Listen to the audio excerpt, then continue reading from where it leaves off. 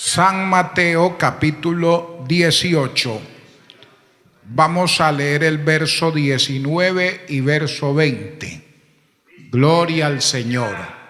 San Mateo capítulo 18, verso 19 y verso 20.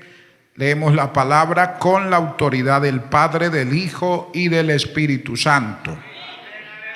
Otra vez os digo que si dos de vosotros se pusieren de acuerdo en la tierra acerca de cualquier cosa que pidieren, les será hecho por mi Padre que está en los cielos.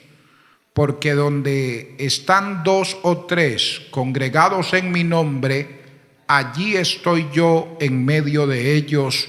Amén. Señor, muchas gracias por tu infinita bondad, tu misericordia, por tu presencia, Padre, que es real en medio nuestro. Gracias, Señor, por esta oportunidad que me brindas, por este privilegio que tú me concedes de poder estar delante de ti, de tu pueblo en esta noche, Padre, con el propósito de compartir tu palabra. Permite que tu palabra no vuelva vacía, que tu palabra cumpla el propósito para el cual tú la envías, Señor. Que a través de las redes sociales tu palabra corra también en esta noche, Padre, para bendecir a cada hermano y a cada amigo, Dios mío, que sigue la transmisión de este servicio, Padre. En el nombre de Jesús, muchas gracias. Amén. Gloria al Señor. Siéntese, hermano, por favor. Vive Cristo para siempre. Aleluya. Quiero compartir la palabra en esta noche bajo el título Reunidos en su nombre. Reunidos en su nombre. Aleluya. Bendito sea el Señor. El Señor nos enseña en los versículos que hemos leído que si dos o tres se ponen de acuerdo en la tierra sobre cualquier cosa por la que estén pidiendo, alabado sea el Señor, dice la palabra que sería hecho. Amén. Cuando nosotros miramos este pasaje, en primer lugar, cuando uno mira el contexto de los textos que hemos leído, encontramos una promesa que se aplica especialmente al tema que se estaba discutiendo entre los discípulos. Esa parte que ellos discutían, encontramos en el verso 15 al verso 17, donde se llama a los discípulos a perdonar a la falta de un hermano, la falta que alguien hubiera cometido contra ellos, y habla también de cómo aplicar esa disciplina en medio de la iglesia cuando se presentan estas situaciones. Lo vemos en el verso 15 al verso 17. Entonces encontramos esa promesa, alabado sea el nombre del Señor, donde el Señor dice que si dos o tres se ponen de acuerdo, no solo para ministrar o administrar una disciplina en la iglesia, sino también en algo que ellos estén pidiendo, en alguna cosa que ellos estuvieran pidiendo, recibirían también la respuesta de parte del Señor. Entonces aquí el Señor promete en estos textos que hemos leído estar en un pequeño grupo que esté reunido en su nombre. Estar en un pequeño grupo que se reúna para la adoración, para la oración y para buscar su rostro precioso. O sea, si de algo podemos estar seguros, es de la presencia del Señor en medio nuestro. No importa que seamos un número grande de hermanos, pero tampoco importa si es un grupo pequeño. Si es un grupo numeroso, el Señor está. Pero si es un grupo pequeño, también se puede contar con la presencia maravillosa del Señor. Entonces, mire que en estos versos que hemos leído, el Señor nos enseña algunas cosas importantes. Primero, nos enseña que la oración nunca debe ser egoísta. La oración del pueblo de Dios, de los hijos de Dios, nunca debe ser una oración egoísta, porque usted mira que dice: otra vez os digo que si dos de vosotros se pusieren de acuerdo en la tierra acerca de cualquier cosa que pidieren. Alabado sea el nombre maravilloso del Señor. O sea que una oración egoísta, dice el Señor en este pasaje que hemos leído, que no puede recibir una respuesta satisfactoria de parte del Señor. Una oración egoísta o una persona que hace una oración egoísta es la persona que solo piensa en él, que solo piensa en sus necesidades. Alabado sea el Señor. Y de hecho, a veces nuestras oraciones tienen que ver solo con nuestras necesidades. Nuestras oraciones a veces solo tienen que ver con las situaciones difíciles que nosotros estamos pasando. Pero nos olvidamos a veces de la oración o de las necesidades de los demás. O sea, a veces uno muestra ese individualismo, ese egoísmo hasta en la oración, porque solo pido por mí.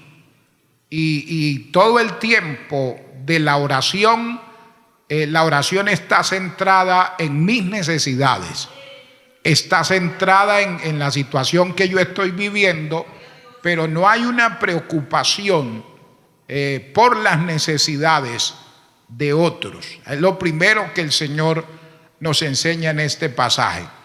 Y también nos enseña que cuando estamos orando, no debemos olvidar que somos miembros de una congregación en común acuerdo. O sea, yo no soy solo. La iglesia no gira alrededor de mí. La iglesia somos muchos. Y si hablamos de la iglesia local somos todos. Amén. Entonces yo nunca puedo olvidar que soy miembro de una congregación de común acuerdo, que estoy rodeado de mis hermanos, que yo los necesito a ellos y ellos me necesitan también, que como miembro de la iglesia somos interdependientes, o sea, dependemos los unos de los otros. Yo no puedo decir yo no necesito de los hermanos. Un hermano de la iglesia no puede decir yo no necesito de los demás hermanos de la iglesia. Por eso somos un cuerpo, porque somos muchos miembros y nos necesitamos mutuamente. Entonces la oración nunca debe ser una oración egoísta. Por eso el Señor no dijo: si uno se pone de acuerdo en la oración que haga, recibirá respuesta. Dice: si dos o tres. O sea, no quiere decir que uno solo no pueda orar. De hecho, todos oramos. Amén. Pero nos está llamando precisamente a entender que somos parte de un cuerpo y que nuestra oración no solo debe involucrar mis necesidades, mis problemas, mis dificultades, sino que debo también incluir en mis oraciones al pueblo de Dios, a la iglesia de Dios, a los hermanos de la iglesia, a otros hermanos que están atravesando también por momentos difíciles. Este versículo 19 nos enseña que la oración eficaz es aquella donde nos ponemos de acuerdo para orar por las necesidades de otro. ¿Por qué? Porque el Señor lo dice: otra vez os digo que si dos de vosotros se pusieren de acuerdo en la tierra acerca de cualquier cosa que pidieren, le será hecho por mi Padre que está en los cielos. Bendito sea el Señor. Entonces, la oración eficaz es aquella donde nos ponemos de acuerdo para orar por las necesidades de los unos por los otros. En segundo lugar, de estos textos que hemos leído, aprendemos que la oración que está libre de egoísmo es la oración que será contestada por el Señor. La oración que está libre de egoísmo es la oración que será contestada por el Señor. Él les dijo claramente que cualquiera cosa que pidieren les será hecho por mi Padre que está en los cielos. Una oración libre de egoísmo es una oración que recibe respuesta de parte de Dios. Así que si el año pasado solo orábamos por nosotros mismos, este año vamos a incluir a otros. Amén. Vamos a incluir a la iglesia, vamos a incluir a los hermanos, vamos a incluir a ese hermanito que usted no ha vuelto a ver en la iglesia. Vamos a incluir al hermanito que está enfermo, vamos a incluir al hermano que usted sabe que batalla con X o Y situaciones.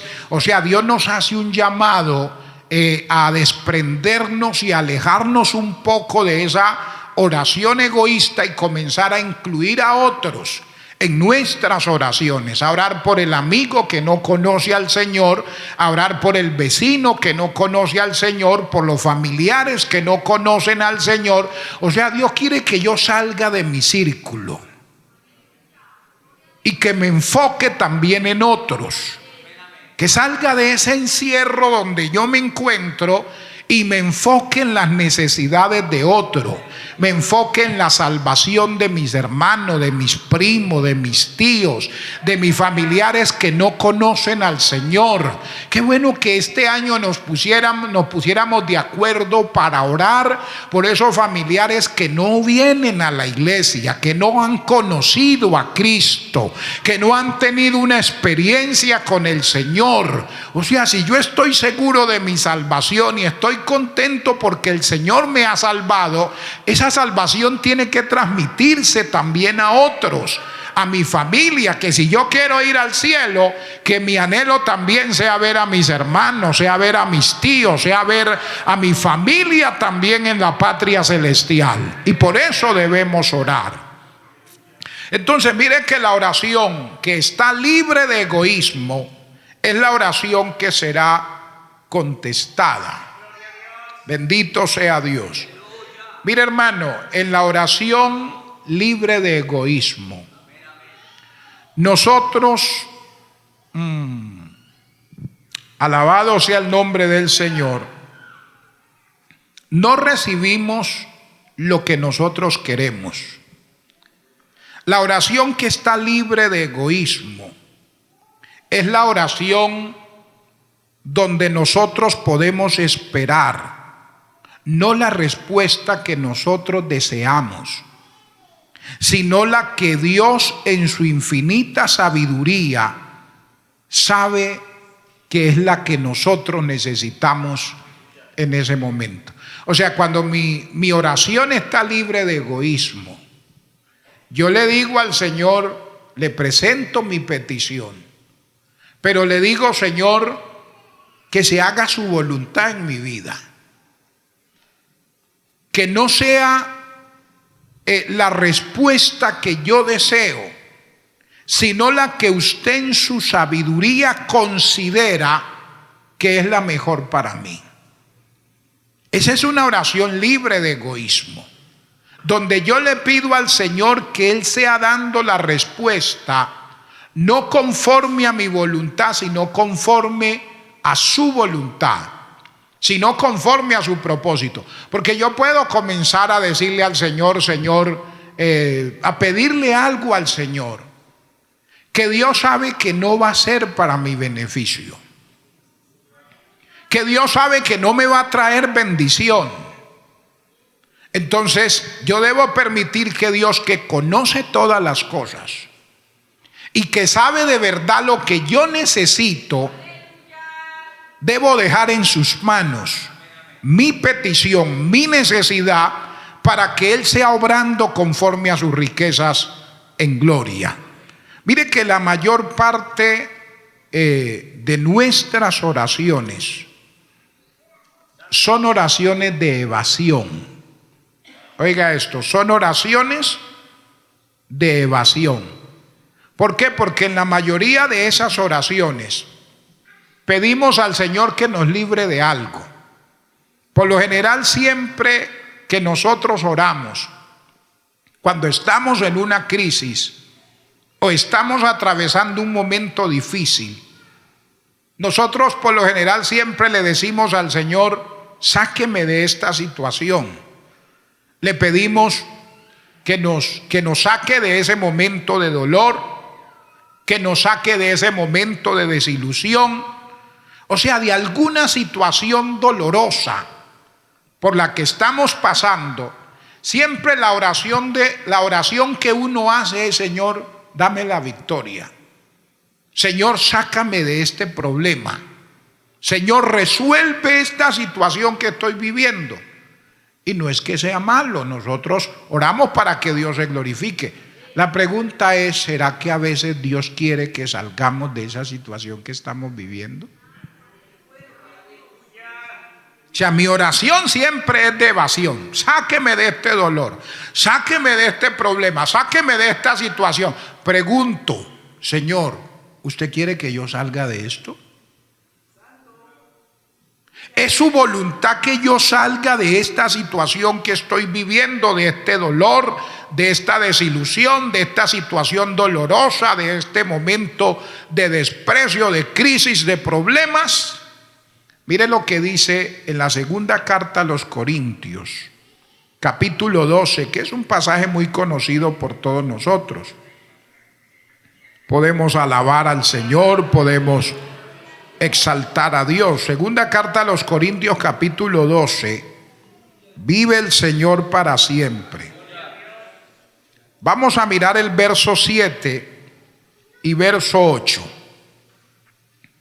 Dice: y para que la grandeza de las revelaciones no me exaltase desmedidamente, me fue dado un aguijón en mi carne, un mensajero de Satanás que me abofetee, para que no me enaltezca sobremanera. Respecto a lo cual 3 veces he rogado al Señor. ¿Qué le había rogado? Que lo quite de mí. Y él dice, o sea, Pablo había recibido tantas revelaciones de parte de Dios. Había tenido unos tratos con Dios tan personales, tan profundos, que podían enaltecer a cualquiera. Él dice: conozco a un hombre que fue al tercer cielo. Si en el cuerpo no lo sé, o fuera del cuerpo no lo sé, y oyó cosas inefables.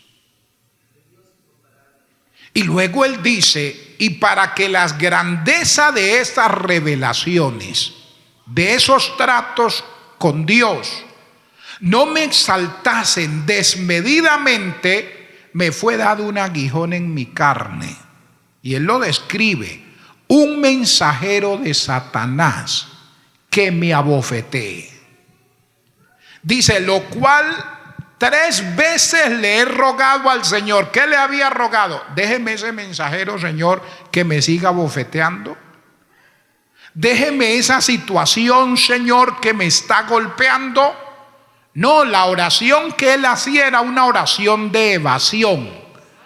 3 veces le había rogado que le quitara ese mensajero que lo abofeteaba. Bendito sea el nombre del Señor.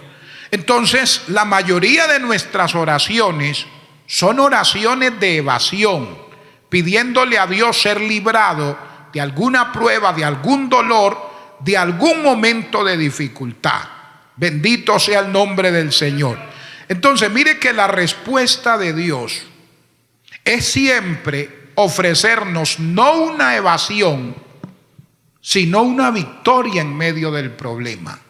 Porque a veces yo le digo, Señor, sáqueme de este problema. Pero Dios dice, no, es que yo no lo quiero sacar. Yo lo que quiero es que en medio de ese problema usted triunfe. Yo lo que quiero es que en medio de ese problema usted tenga la victoria. Yo lo que quiero es que en medio de ese problema usted crezca. Yo lo que quiero es que en medio de ese problema usted vea mi gloria. Yo lo que quiero es que en medio de ese problema usted me conozca. O sea, a veces yo le digo al Señor, quítame eso, y el Señor dice, pero no lo entiendo. A veces me dice, háblame.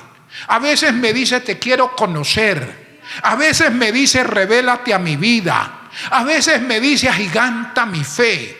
A veces me dice, haz conmigo cosa extraordinaria. Y cuando comienzo a pasarlo por el proceso para hacer las cosas extraordinarias, para bendecirlo, para levantarlo, para llevarlo al crecimiento, para desarrollar en él el propósito que tengo, entonces me dice que le quite esa situación. Porque uno a veces le pide a Dios cosas y cree que Dios se las va a enviar en paqueticos de regalo. Y le dice, hijo, téngala, ahí va. Los judíos tenían, los maestros, los rabinos, tenían un dicho que ellos decían que Dios nunca levantaba a alguien a una posición de honor si antes no lo pasaba por el proceso de la prueba y de la dificultad. Entonces nosotros queremos que Dios nos bendiga, que Dios nos ministre, pero sin sacrificio. Alabado sea el Señor. Entonces mire que Pablo, ahora que recibe esas tremendas revelaciones, alabado sea el Señor, entonces Dios permite que un mensajero de Satanás lo golpee. Y ahora él le dice, quíteme este problema, Señor. Y mire la respuesta. Porque lo que decíamos anteriormente, la respuesta de Dios es siempre ofrecernos. O sea, cuando Dios me ve a mí en una crisis, lo ve a usted en una crisis, a veces Él nos responde no para sacarnos del problema, sino para darnos la victoria en medio del problema. Mire lo que dice el verso 9. Bendito sea el Señor. Verso 9 y 10. Él le dice en el verso 8, respecto a lo cual 3 veces he rogado al Señor que lo quite de mí. Y me ha dicho, ¿qué le dijo el Señor? Tranquilo, hijo, que le voy a quitar ese problema de encima. Tranquilo, que le voy a quitar ese dolor. Tranquilo, que voy a quitarle ese mensajero de Satanás que él lo abofetea continuamente. No. Mire que Dios le responde y le dice, bástate mi gracia, porque mi poder se perfecciona en la debilidad. O sea, Dios no le quitó el problema. Dios le dice, no, hijo, usted no necesita en este momento que yo lo saque del problema. No necesita que yo lo saque de la crisis. Usted lo que necesita es mi gracia. Usted lo que necesita en medio del poder es en medio del problema es mi poder, es mi bendición. Entonces le dice, bástate mi gracia, porque mi poder se perfecciona en la debilidad. Entonces cuando él entiende que Dios no los iba a sacar de esa situación, que Dios le iba a dar el poder y le iba a dar la victoria en medio de esa situación, que en medio de esa crisis él iba a ver la gloria de Dios en su vida. Por eso dice, cuando él entiende que esa situación no era para destruirlo, no era para arruinar su vida, no era para alejarlo de Dios, sino para formar su carácter, para que él entendiera que si algo estaba pasando con su vida, era el resultado de Dios, era el resultado de su gracia, era el resultado de su poder, era el resultado de su presencia. Dios quería que él tuviera claro que era Dios y no él. Y cuando él entiende eso, Dios le dice: si le quito el problema, no va a tener mi gracia, no va a tener mi poder. Si le dejo el problema, mi gracia se va a perfeccionar en su debilidad, en su flaqueza. Y cuando él entiende eso, dice: un momentico, Señor. Entonces dice: por tanto, de buena gana me gloriaré más bien en mis debilidades, para que repose sobre mí el poder de Cristo. Por lo cual, por amor a Cristo, me gozo en las debilidades, en afrentas, en necesidades, en persecuciones, en angustia, porque cuando soy débil, entonces soy fuerte. O sea, ahora que él entiende que no siempre la oración es para escapar de la situación,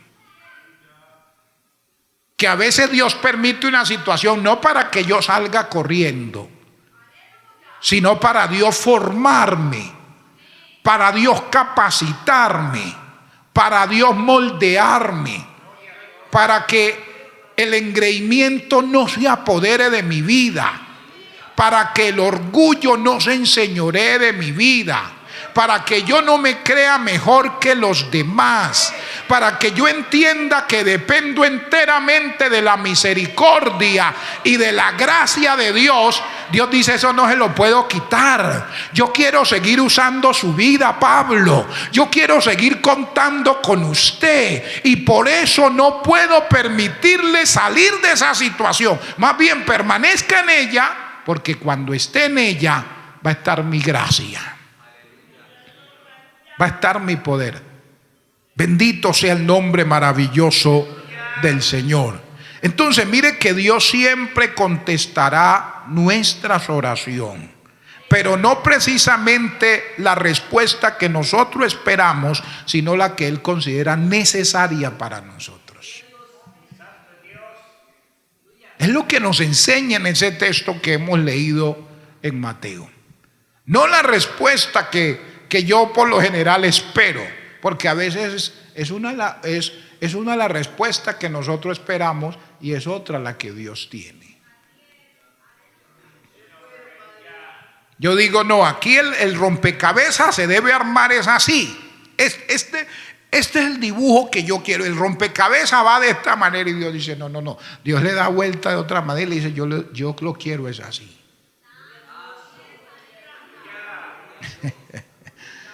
Mire que nuestro amado Salvador Jesucristo nos enseña eso en el Getsemaní. Él dice: Padre, si es posible, pasa de mí esta copa, pero no sea como yo quiero, sino como tú quieres.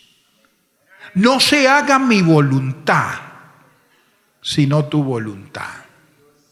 Qué bueno que comencemos este año diciéndole al Señor: Señor, que sea su respuesta y no la mía. Que sea su voluntad y no la mía. Que predomine en este año en mi vida no mi voluntad, sino su voluntad.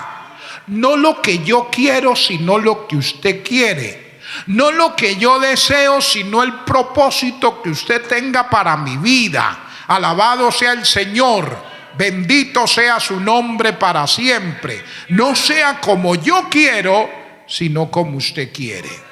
Pero este texto que hemos leído también nos enseña que cuando nos reunimos en el nombre del Señor, disfrutamos de su presencia. O sea, disfrutamos de su compañía. No solo disfrutamos de su formación, no solo, qué bueno es Dios, no solo disfrutamos del alfarero divino dándole forma a nuestras vidas, preparándonos, sino que también disfrutamos de su presencia. Y es lo que nos dice en Mateo 18, verso 20. Dice: porque donde están 2 o 3 congregados en mi nombre, allí estoy yo en medio de ellos. Porque donde hay 2 o 3 congregados en mi nombre, aleluya, dice el Señor, allí estoy yo en medio de ellos. Otro dicho que tenían los maestros judíos, ellos decían, donde se sientan 2 para ocuparse en el estudio de la ley, en la oración, en la adoración, la gloria de Dios está entre ellos. Resaltaban la importancia de uno reunirse para estudiar la palabra, de uno reunirse para orar, de uno reunirse para adorar a Dios. Cuando usted busca compañía en la iglesia para estudiar la palabra, para orar, para adorar a Dios, para rendir su vida al Señor, usted puede estar seguro que Dios está ahí, que usted puede contar con la presencia maravillosa del Señor. Alabado sea el nombre de Cristo para siempre. Y mire que esto lo podemos aplicar a la esfera de la iglesia. El Señor está en una pequeña congregación, en una pequeña reunión, como también está en una reunión masiva, en una reunión grande. O sea, yo no debo despreciar el momento para adorar a Dios, sea en una multitud o sea en un pequeño grupo, sea en una asistencia masiva o sea en una asistencia reducida de hermanos. Dios, si esas personas, esos hombres y esas mujeres se han congregado en ese lugar para adorar a Dios y para buscar a Dios de verdad, Dios va a estar ahí. La presencia del Señor va a ser una realidad en medio de ellos. Bendito sea Dios, y Dios va a bendecir su vida. Mire, Dios, nuestro Dios no es esclavo de los números. Los esclavos de los números somos nosotros. ¿Sí o no? Nosotros sí vivimos pendientes de los números. Pero el Señor no es esclavo. El Señor se manifiesta tanto en la multitud como en un grupo reducido. O sea, donde quiera que hay corazones fieles, dedicados a Dios, sean pocos o sean muchos, ahí va a estar Dios para bendecir. Ahí va a estar Dios para glorificarse y para manifestar su gloria de manera especial. Y no debemos despreciar el estar en la presencia de Dios por el número. Ay, es que hoy el culto es un culto de oración. Hoy voy a irme en pantufla, no me voy a peinar. Voy a irme de cualquier manera porque hoy no es un culto elegante. No es un culto de esos que a mí me gustan. A mí me gusta tomar la ofrenda es cuando es el culto dominical, el de las 9:30, ahí sí, pero los otros no. No, si hay un pequeño grupo congregado en el nombre del Señor, ahí está Él. Y debe haber esa misma disposición en nosotros para adorar a Dios. O sea, donde hay un corazón fiel, sean pocos o sean muchos, ahí está el Señor pendiente de todo. Donde hay una vida que muestra su profunda necesidad por un encuentro con Dios, ahí está el Señor. Usted ve el caso de Natanael. Cuando el Señor vio que Natanael venía, dijo: he ahí un verdadero israelita en el cual no hay engaño. Y Natanael de una vez. O sea, mire que Dios estaba pendiente de una sola persona, Natanael, de su corazón, de su dedicación. Allá debajo de esa higuera solo, Pero el Señor sabía lo que había en su corazón, lo que él meditaba en su corazón, el amor al Señor en su corazón, ese deseo de servir a Dios en su corazón. Y también lo vemos cómo se revela la mujer samaritana, una sola mujer. Pero ahí llegó el Señor al encuentro de ella porque era una mujer necesitada de Él, que necesitaba su bendición. Bendito sea el nombre maravilloso de Cristo para siempre. Hermano, que Dios nos ayude a valorar siempre, siempre la presencia del Señor. A valorar siempre esos momentos de podernos congregar, de podernos reunir, sea con una multitud grande o sea con una multitud pequeña. Que siempre haya en nosotros la disposición para adorar a Dios con todo el corazón, porque el Señor siempre va a estar ahí. Donde hay 2 o 3 congregados en su nombre, alabado sea el nombre del Señor, va a ser una gran ocasión para el Señor. Sean 2 o 3 congregados en su nombre, para Él es un momento especial. Es un momento grande, porque están reunidos en su nombre. Y Él se manifiesta ahí en ese pequeño espacio para bendecir. Para bendecir. Que Dios nos ayude, hermanos. Y que este año sea un año de una relación personal con Dios. De una relación más íntima con Él. Así como Dios trató con Natanael. Y así como Dios trató con la mujer samaritana, Dios puede y quiere tratar de manera personal, de manera individual con cada uno de nosotros. Que la bendición de Dios no solo la recibamos en la congregación, que la recibamos en nuestro devocional personal, en nuestra relación con Él. Mateo 28:20, y terminamos. Es un pasaje igual, muy conocido por nosotros.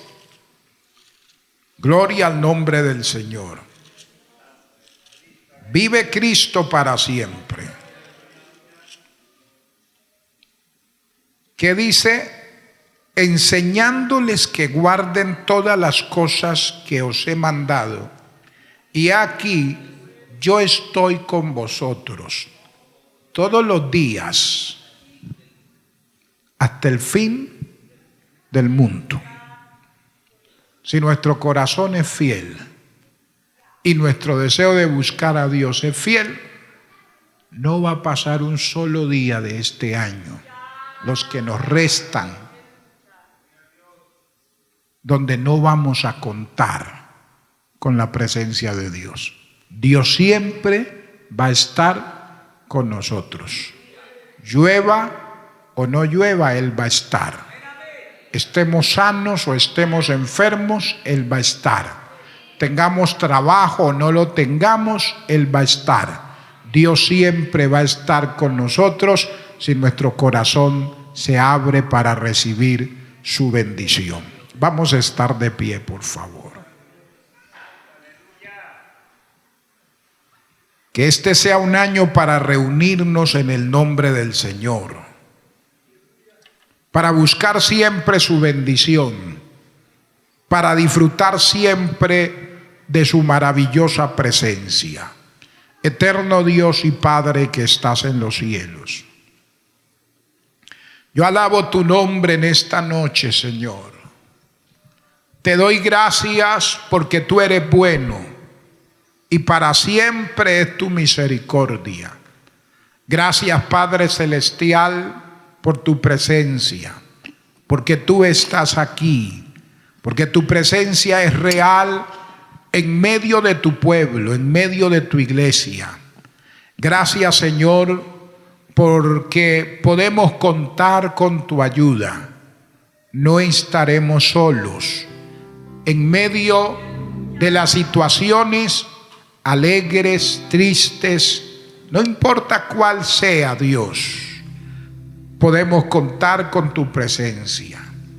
Ayúdanos a tener un corazón fiel, a amar, Señor, esos momentos de intimidad contigo, donde podamos de manera personal, no solo de manera colectiva en la iglesia, sino de manera individual, sentir tu presencia, porque tú eres el Dios de multitudes, pero también eres el Dios que te revelas, aquel que tiene un corazón fiel y que en la soledad te busca, te ama, llora delante de tu presencia, derrama su corazón como agua delante de ti, pidiéndote misericordia, ayuda, victoria. Aleluya. Hable con Dios unos minutos. Dígale que usted quiere una vida espiritual renovada,